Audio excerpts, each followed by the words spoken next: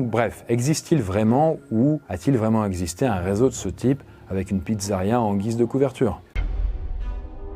Alors depuis que la politique existe, il y a toujours eu des rumeurs et des tentatives de déstabilisation dans le but de décrédibiliser un adversaire. Mais là, l'histoire dont je vais vous parler prend des proportions beaucoup plus graves. Bon, vous connaissez peut-être le Wikileaks, donc vous savez, cette organisation qui publie des documents classifiés, qui souvent vont faire un peu tache d'huile, qui vont éclabousser des gens publics parce qu'il y a des choses illégales dans lesquelles ils étaient mêlés. Et en 2016, quelques semaines avant l'élection présidentielle américaine, vous savez, il y avait Hillary Clinton contre Donald Trump, et c'est Trump qui avait gagné, il y a une salve de mails qui ont été révélés au grand public, dont les mails d'un certain John Podesta, qui est tout simplement le directeur de campagne de Hillary Clinton. À partir de là, les communautés, notamment de 4chan ou de Reddit, vont éplucher tous les mails de son directeur de campagne une fois ces derniers révélés. Et là, rapidement, et en remontant à des années, les internautes trouvent qu'il existe déjà des soupçons de pédophilie sur John Podesta.